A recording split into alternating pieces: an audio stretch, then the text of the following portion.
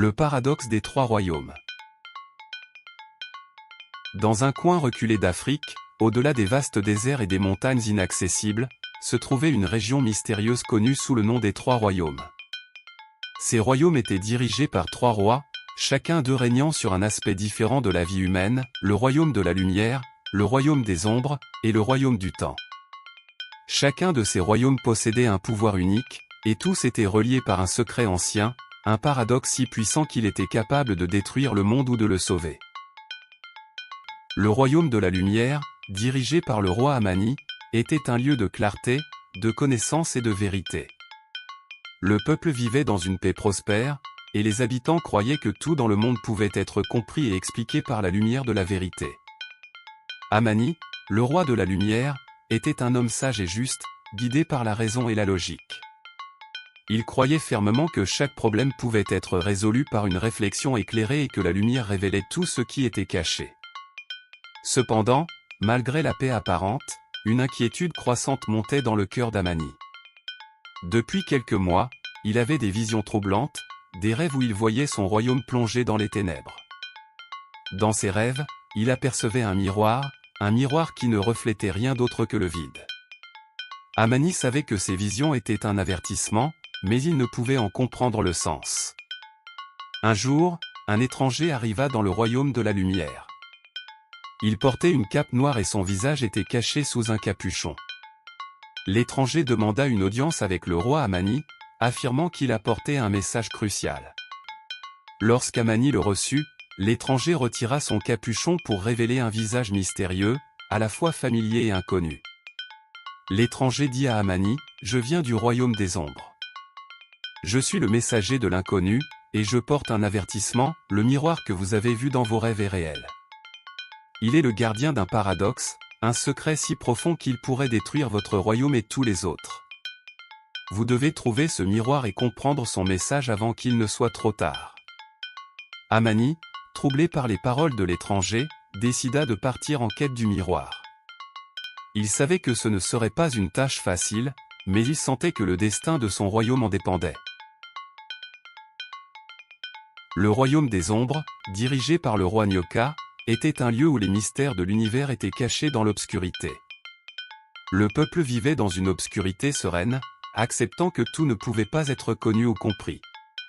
Nyoka, le roi des ombres, était un homme de secret et de mystère, guidé par l'intuition et l'instinct. Il croyait que certaines choses étaient mieux laissées dans l'obscurité, et que chercher à tout comprendre pouvait conduire à la folie. Nyoka aussi était préoccupé par des visions.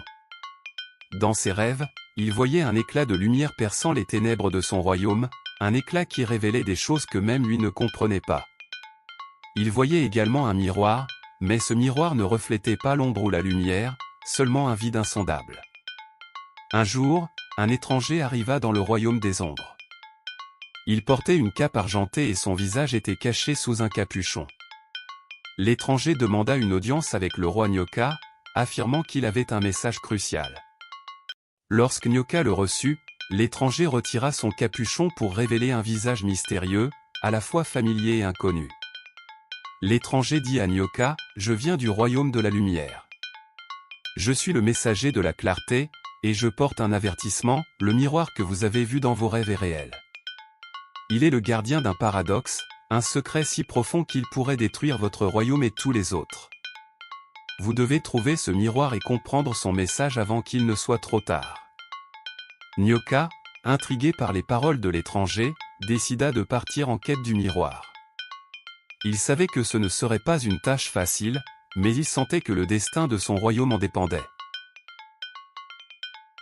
Le royaume du temps, dirigé par le roi Kazi, était un lieu où le passé, le présent et l'avenir se mélangeaient en un tout continu. Le peuple vivait dans un état de conscience altéré, où le temps n'était pas une ligne droite, mais un cercle éternel. Kazi, le roi du temps, était un homme de paradoxe, capable de voir les multiples facettes du temps et de comprendre les liens entre elles. Il croyait que le temps était un tissu complexe, et que chaque action, chaque décision, tissait de nouvelles possibilités. Kazi aussi était préoccupé par des visions. Dans ses rêves, il voyait le tissu du temps se déchirer, laissant apparaître un gouffre sans fond. Il voyait également un miroir, mais ce miroir ne reflétait pas le passé, le présent ou l'avenir, seulement un vide éternel. Un jour, un étranger arriva dans le royaume du temps. Il portait une cape dorée et son visage était caché sous un capuchon. L'étranger demanda une audience avec le roi Kasi, affirmant qu'il avait un message crucial. Lorsque Kasi le reçut, l'étranger retira son capuchon pour révéler un visage mystérieux, à la fois familier et inconnu.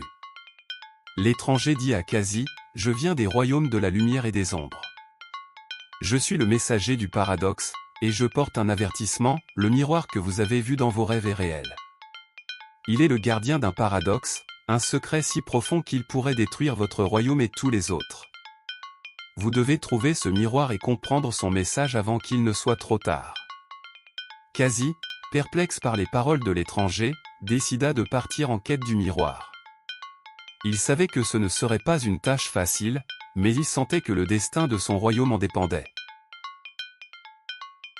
Amani, Nyoka et Kasi partirent chacun de leur côté, traversant des terres inconnues et affrontant de nombreux dangers, guidés uniquement par les visions du miroir.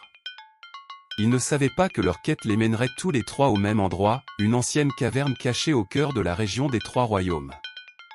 Cette caverne était un lieu de légende, un lieu où, disait-on, le temps, la lumière et l'ombre se rejoignaient en une seule force.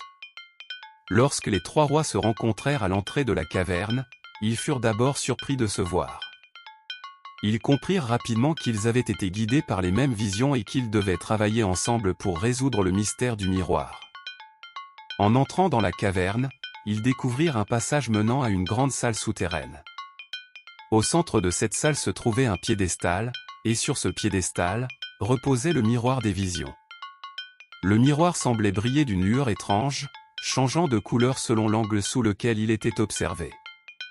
Les rois s'approchèrent prudemment, chacun ressentant une étrange connexion avec cet objet mystérieux. Le miroir, bien qu'il fût en apparence simple, dégageait une aura de puissance et de mystère. Il était entouré de runes anciennes, gravées dans la pierre du piédestal. Ces runes racontaient l'histoire d'un paradoxe, un choix impossible que les trois royaumes devraient affronter ensemble, un choix qui déciderait du sort de tout le continent. Les trois rois réalisèrent que le miroir était le cœur du paradoxe. Chacun d'eux voyait quelque chose de différent lorsqu'il regardait dans le miroir. Amani, le roi de la lumière, voyait un éclat éblouissant, un avenir rempli de vérité et de clarté, mais aussi de sacrifice. Nyoka, le roi des ombres, voyait un vide profond, un avenir où les mystères resteraient cachés, mais au prix de la lumière. Kasi, le roi du temps, voyait un tourbillon de possibilités, un avenir où le temps lui-même pourrait se déchirer, laissant place au chaos. Le miroir leur offrait un choix, chacun d'eux pouvait choisir de briser le miroir, préservant ainsi son propre royaume, mais au détriment des deux autres. Ou bien, ils pouvaient choisir de laisser le miroir intact, acceptant ainsi le paradoxe et l'incertitude qui en découleraient. Chaque choix avait des conséquences profondes, non seulement pour leur propre royaume, mais pour l'équilibre du monde entier. Les rois se regardèrent en silence, conscients du poids de la décision qui reposait sur leurs épaules. Ils savaient que, quel que soit le choix qu'ils feraient, ils seraient confrontés à des conséquences qu'ils ne pouvaient pas entièrement comprendre ou prédire. Le paradoxe était tel que même la tentative de le résoudre risquait de le renforcer. Amani, le roi de la lumière, fut le premier à parler. « Je crois que nous devons briser ce miroir, dit-il. Il représente une menace pour la vérité et la clarté de notre monde. S'il reste intact, il continuera à semer la confusion et l'incertitude. Il est de notre devoir de protéger nos peuples en détruisant cette source de discorde. » Nyoka, le roi des ombres, secoua la tête en signe de désaccord. « Briser le miroir ne résoudra rien, rétorqua-t-il. Cela ne fera que masquer les vérités profondes qui se cachent dans l'obscurité. Il y a des choses que nous ne sommes pas censés comprendre, des mystères qui doivent rester intacts. Si nous brisons le miroir, nous risquons de perdre l'équilibre entre la lumière et l'ombre. » Kasi, le roi du temps, resta silencieux un moment, pesant les paroles de ses confrères. « Le temps est la clé, dit-il enfin. Si nous laissons le miroir intact, il continuera à influencer le flux du temps, créant des possibilités infinies, certaines bonnes, d'autres destructrices. Mais si nous le brisons, nous risquons de déstabiliser l'équilibre du temps lui-même, entraînant des conséquences que nous ne pouvons même pas imaginer. Les rois débattirent pendant des heures, chacun argumentant avec passion pour sa vision du monde. Mais plus ils parlaient, plus ils réalisaient que le choix devant eux n'était pas simplement une question de logique ou de raison. C'était un choix moral, une décision qui nécessitait non seulement leur sagesse, mais aussi leur courage. Alors que la discussion atteignait son paroxysme, le miroir commença à briller de plus en plus intensément, comme s'il réagissait aux émotions et aux pensées des rois. La lumière émanant du miroir se mit à pulser, projetant des ombres mouvantes sur les murs de la caverne. Soudain, une voix se fit entendre, résonnant à travers la caverne comme un écho lointain. C'était une voix ancienne, profonde et puissante, une voix qui semblait venir du miroir lui-même. « Vous avez été choisi pour résoudre ce paradoxe », déclara la voix. « Mais sachez ceci, le choix que vous ferez aujourd'hui ne sera pas sans conséquence. Si vous brisez le miroir, vous libérerez les forces qui y sont emprisonnées, et le monde changera pour toujours. Si vous choisissez de le laisser intact, le paradoxe continuera à croître, menaçant de dévorer tout ce que vous connaissez. Réfléchissez bien, car une fois la décision prise, il n'y aura pas de retour en arrière. » Les rois se regardèrent, chacun ressentant le poids de la responsabilité qui pesait sur lui. Ils savaient qu'il n'y avait pas de bonne ou de mauvaise réponse, seulement des choix difficiles, chacun avec ses propres sacrifices. Amani se tourna vers ses confrères. « Peut-être que nous avons tort de penser que nous devons choisir seuls, dit-il. Le paradoxe ne concerne pas seulement nos royaumes, mais tout le monde. Peut-être devrions-nous demander conseil à nos peuples, les impliquer dans cette décision qui affectera leur avenir. » Nyoka hocha la tête en signe d'approbation. « C'est une idée sage, Amani. Nos peuples ont le droit de savoir ce qui est en jeu. Peut-être qu'en écoutant leur voix, nous trouverons une réponse que nous ne pouvions pas voir seuls. » Kazi sourit faiblement. « Le temps est un cercle, dit-il. Et peut-être que cette décision doit être prise par ceux qui vivent à l'intérieur de ce cercle, pas seulement par nous, les rois. Retournons dans nos royaumes et partageons cette lourde charge avec nos sujets. » Les rois retournèrent chacun dans leurs royaumes respectifs, rassemblant leurs conseillers et leurs sages pour leur parler du miroir et du paradoxe. Ils expliquèrent la situation à leur peuple, décrivant les visions qu'ils avaient eues et les choix difficiles qui les attendaient. Dans le royaume de la lumière, le peuple débattait de la nécessité de briser le miroir pour protéger la vérité et la clarté. Certains étaient d'accord avec le roi Amani, croyant que la destruction du miroir mettrait fin aux incertitudes et garantirait un avenir lumineux.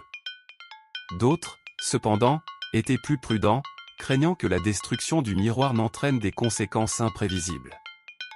Dans le royaume des ombres, le débat était tout aussi intense. Certains soutenaient le roi Nyoka, affirmant que le miroir devait être préservé pour protéger les secrets et les mystères de l'univers. D'autres craignaient que le maintien du miroir n'entraîne une érosion lente mais sur de l'équilibre fragile entre la lumière et l'ombre. Dans le royaume du temps, le peuple était partagé entre ceux qui voulaient préserver le miroir pour éviter de perturber le flux du temps, et ceux qui pensaient qu'il fallait le détruire pour empêcher un chaos temporel. Finalement, les trois rois décidèrent d'organiser un grand conseil, rassemblant des représentants de chaque royaume dans un lieu neutre pour discuter et prendre une décision collective. Ce conseil serait composé non seulement de sages et de conseillers, mais aussi de citoyens ordinaires, car les rois savaient que le destin du monde concernait tout le monde, pas seulement les puissants. Le conseil se réunit dans une vaste plaine située à la jonction des trois royaumes. Des tentes furent dressées, et des discussions intenses eurent lieu pendant plusieurs jours et nuits.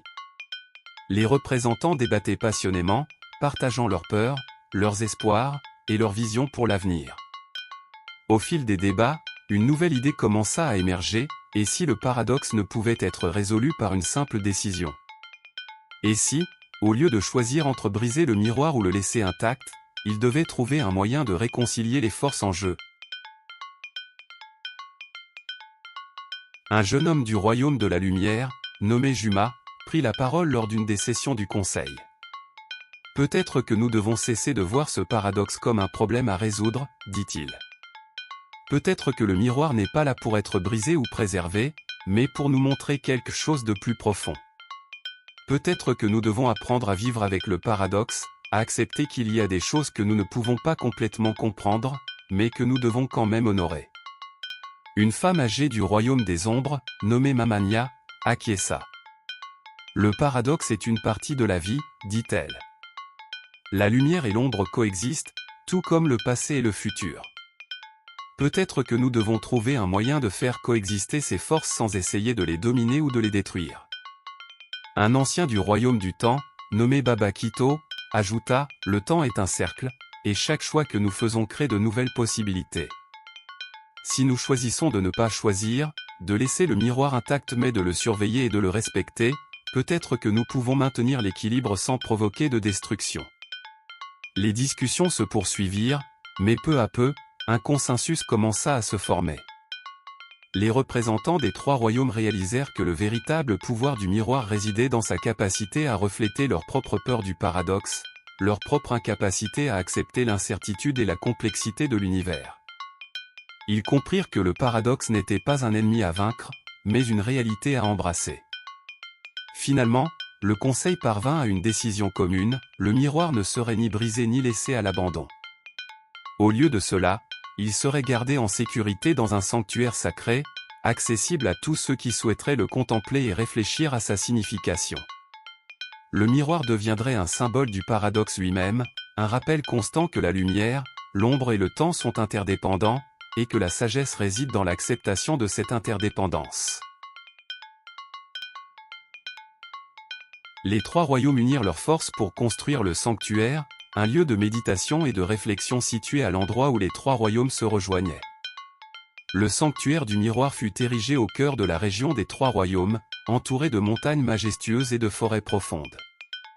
Il devint un lieu de pèlerinage, où des gens de partout venaient pour méditer sur le paradoxe, chercher des réponses ou simplement trouver la paix intérieure. Le sanctuaire lui-même était une merveille architecturale, construit en utilisant les matériaux les plus précieux de chaque royaume. Le royaume de la lumière apporta du marbre blanc éclatant, symbolisant la clarté et la vérité. Le royaume des ombres contribua avec des pierres d'obsidienne noire, représentant les mystères et les secrets cachés. Le royaume du temps offrit du cristal clair, symbolisant la fluidité et la multiplicité des moments. Au centre du sanctuaire se trouvait le miroir, reposant sur un piédestal gravé des runes anciennes. Les trois rois gravèrent un message commun dans la pierre du sanctuaire, le paradoxe est l'essence de l'univers. Accepter l'incertitude, honorer l'équilibre, et trouver la sagesse dans l'interconnexion de toutes choses.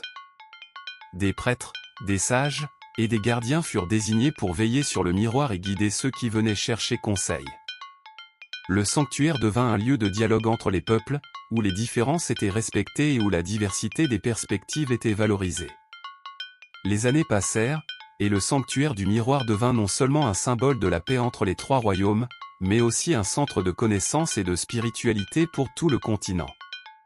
Les visiteurs venaient de loin pour contempler le miroir, certains en quête de réponses à des questions profondes, d'autres simplement pour ressentir la sérénité du lieu. Les rois Amani, Nyoka et Kasi continuèrent de régner sur leur royaume avec une nouvelle sagesse acquise grâce à leur expérience avec le miroir.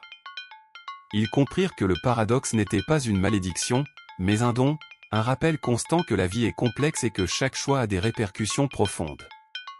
Amani, le roi de la lumière, enseigna à son peuple l'importance d'accepter que la vérité n'est pas toujours simple ou absolue, mais souvent nuancée et changeante.